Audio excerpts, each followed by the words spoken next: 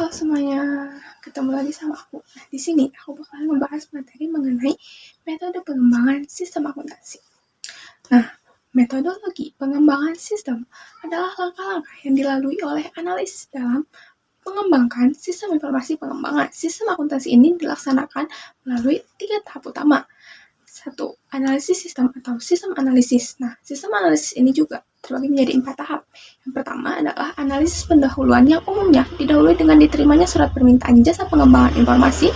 Berdasarkan surat tersebut, analis sistem mulai mengumpulkan informasi untuk memperoleh gambaran. Lalu, analis harus membuat worksheet atau checksheet untuk mengumpulkan informasi tersebut. Yang kedua adalah penyusunan usulan pelaksanaan analisis sistem. Ini biasanya berisi ringkasan tentang alasan yang jelas yang mendasari dilakukannya pengembangan sistem akuntansi. Yang ketiga adalah penyusunan usulan pelaksanaan analisis. Analis mempelajari laporan yang sudah dihasilkan dan juga melaksanakan analisis terhadap transaksi. Dan yang keempat atau yang terakhir adalah penyusunan laporan hasil analisis sistem. Ini disajikan analisis sistem dalam suatu laporan yang disebut laporan hasil analisis sistem. Kedua adalah desain sistem. Desain adalah proses penerjemahan kebutuhan pemakai informasi ke dalam alternatif rancangan sistem informasi yang diajukan kepada pemakai informasi untuk dipertimbangkan. Desain sistem ini dibagi menjadi 6 tahap. Pertama adalah desain sistem secara garis besar. Dalam tahap ini, analis mencari informasi, kemudian menawarkan berbagai alternatif desain secara garis besar untuk menghasilkan informasi yang diperlukan oleh pemakai. 2. Penyusunan usulan desain sistem secara garis besar. Nah, ini tuh mengenai pernyataan kembali alasan dilakukannya pengembangan sistem informasi dan juga asumsi-asumsi kritis yang mungkin berdampak terhadap keputusan final sistem informasi.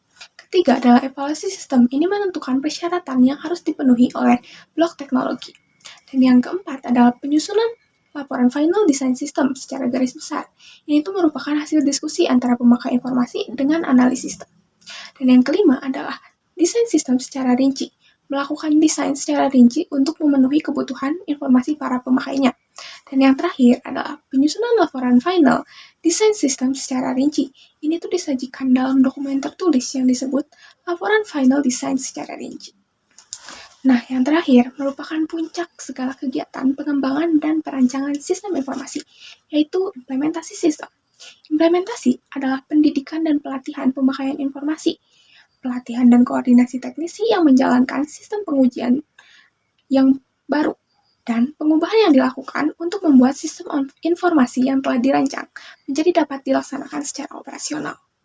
Mungkin segitu aja dari aku. Thanks for watching guys. Bye-bye.